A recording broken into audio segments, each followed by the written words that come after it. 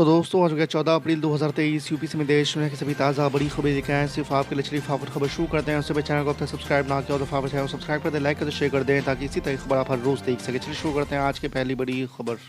प्रधानमंत्री नरेंद्र मोदी ने गुरुवार को ब्रिटिश पीएम ऋषि सुनक के साथ टेलीफोन पर बातचीत करते हुए भारतीय मिशन की सुरक्षा का मुद्दा उठाया और भारत विरोधी तत्व के खिलाफ कड़ा एक्शन उठाए जाने की मांग की। आपको बता दें कि पिछले दिनों लंदन में खालिस्तानी समर्थकों ने भारतीय मिशन के बाहर विरोध प्रदर्शन किया था। मिशन पर लगे भारतीय झंडे को भी निकाल दिया था। दोनों प्रधानमंत्रियों ने दोनों देशों के बीच एक मुक्त व्यापार समझौते को लेकर तेजी से काम करने की आवश्यकता पर भी सहमति व्यक्त की है। गोवा पुलिस ने 2022 के विधानसभा चुनाव के प्रचार के दौरान सार्वजनिक संपत्तियों में पोस्टर चिपकाने के आरोप में दिल्ली के मुख्यमंत्री अरविंद केजरीवाल को नोटिस जारी किया है।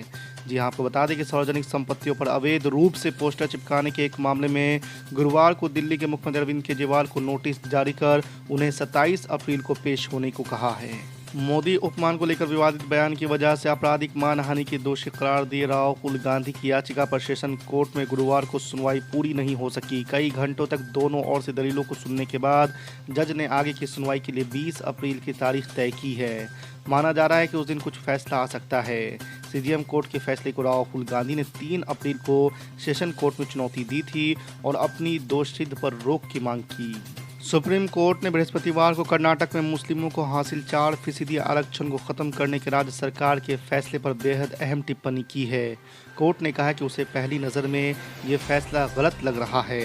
इसके साथ ही कोर्ट ने आरक्षण खत्म करने की राज्य सरकार की अधिसूचना को चुनौती देने वाली याचिकाओं पर कर्नाटक सरकार को नोटिस जारी किया है।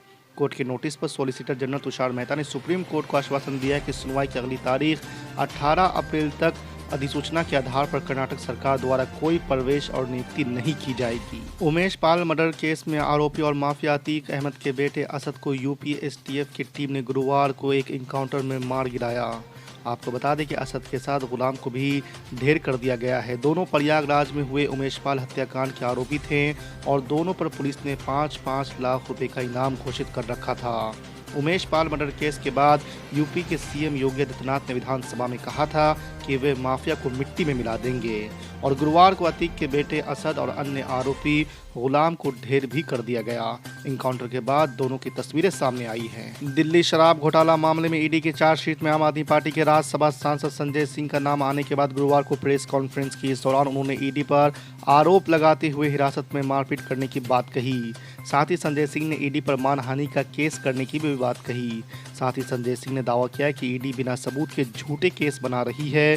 उन्होंने कहा है कि बार बार मीडिया में ईडी के माध्यम से मेरा नाम लिया जाता है। उन्होंने दावा किया है कि दिल्ली आबकारी नीति से मेरा कोई लेना देना नहीं है। उमेश पाल हत्याकांड के आरोपी अतीक अहमद के बेटे असद और शूटर गुलाम के पुलिस मुठभेड़ में मारे जाने पर सपा और बसपा ने उत्तर प्रदेश पुलिस की कार्य प्रणाली पर सवाल खड़ा किया है। अखिलेश यादव ने कहा है कि भाजपा मुठभेड़ में असली मुद्दों से भटकाना चाह रही है, उसे न्यायालय पर भरोसा नहीं है। वहीं मायावती ने तो इनकाउंटर की उच्च स्तरीय जांच की मांग कर डाली।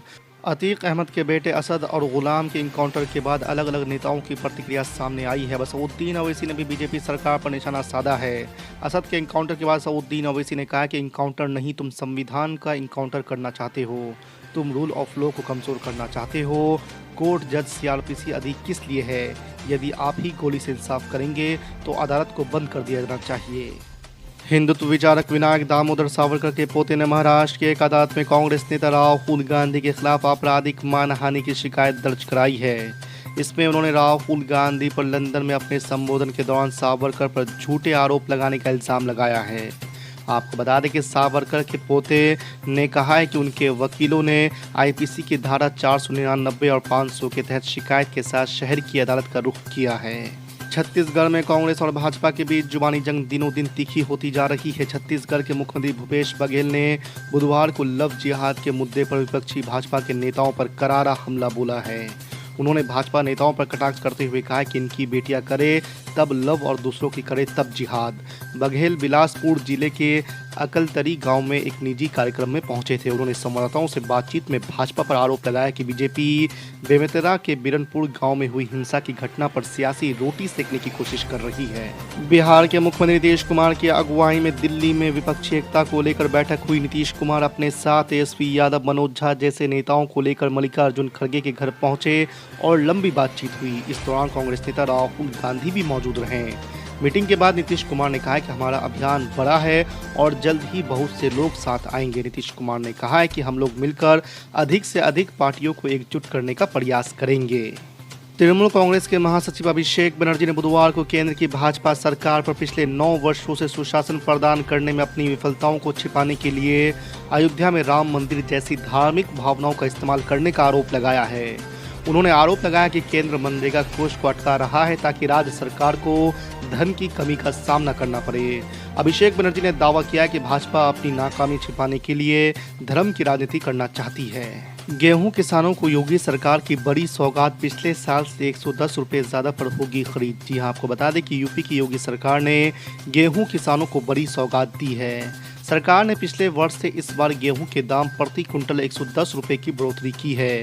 इस प्रकार से 2125 रुपये प्रति कुंटल की दर से सरकारी क्रय केंद्रों पर गेहूं की खरीद की जाएगी। एमपी एमएलए कोर्ट के विशेष न्यायाधीश दंडाधिकारी ने बुधवार को धरना प्रदर्शन के एक मामले में पूर्व सांसद राजेश रंजन उर्फ पप्पू यादव को दोषी करार दिया है। विशेष अदालत ने पूर्व सांसद पप्पू यादव को भारतीय दंड संहिता की 3 धाराओं में दोषी करार देते हुए 1 वर्ष की कैद और 5,000 रुपये का जुर्माना की सजा सुनाई है। सजा के इस फैसले के खिलाफ सेशन कोर्ट में अपील दायर करने के लिए उन्हें औपबंधिक जमानत पर रिहा कर दिया। भारत राष्ट्र समिति के अध्यक्ष और तेलंगाना के मुख्यमंत्री के चंद्रशेखर राव ने बुधवार को दावत इफ्तार का आयोजन किया। इसमें ऑल इंडिया मजलिस इत्तेहादुल मुस्लिमीन के प्रमुख सऊद्दीन अवैसी समेत मुस्लिम नेता शरीक हुए। आपको बता दें कि केसीआर ने कहा है कि देश सभी का है और हमें इसे किसी भी कीमत पर बचाना है। हम अपने खून की आखिरी बूंद तक लड़ेंगे लेकिन समझौता नहीं करेंगे। देश की मिली जुली संस्कृति की रक्षा का आह्वान करते हुए बीआरएस नेता ने कहा कि हमारी परंपरा और इतिहास को कोई नहीं बदल सकता। राजस्थान में अशोक गहलोत और सचिन पायलट के बीच का तनाव मंगलवार को एक नए लेवल पर पहुंच गया है। सचिन पायलट ने अपनी ही सरकार के खिलाफ धरना दिया है। खास बात यह रही कि पायलट ने पार्टी की तमाम हिदायतों को दरकिनार करते हुए ये धरना दिया है। इसके साथ ही स्पष्ट हो गया है कि पायलट अपने बागी तेवरों से समझौता नहीं करने वाले हैं। आपको बता दें कि सचिन पायलट के अशोक गहलोत से तनाव और संगठन से बढ़ते तनाव ने कांग्रेस के लिए एक नया संकट पैदा कर दिया है। इसके साथ ही कांग्रेस में बरसों पुराना बंगाल वाला संकट सामने आने की आशंका भी होने लगी है। भारत ने गृह मंत्री अमित शाह की अरुणाचल प्रदेश यात्रा पर चीन के आपत्तियों को सिरे से खारिज कर दिया है। भारतीय विदेश मंत्रालय की ओर से मंगलवार को कहा गया है कि ये राज्य भारत का हमेशा अभिन्न और अटूट हिस्सा था और हमेशा रहेगा। आपको बता दें कि विदेश मंत्रालय के प्रवक्ता ने कहा है कि ऐसी यात्राओं पर आपत्ति जताने का कोई कारण नहीं है। साथ ही ऐसा करने से वास्तविकता बदल नहीं जाएगी। विदेश मंत्रालय के प्रवक्ता ने कहा है कि हम चीनी अधिकारियों की टिप्पणियों को सिरे से खारिज करते हैं। कांग्रेस नेता राहुल गांधी लोकसभा की सदस्यता से अयोग्य घोषित किए जाने के बाद अपनी बहन प्रियंका गांधी वाड्रा के साथ वायनाड पहुंचे। यहां एक जनसभा को संबोधित करते हुए उन्होंने भाजपा शासित केंद्र सरकार पर जमकर निशाना साधा।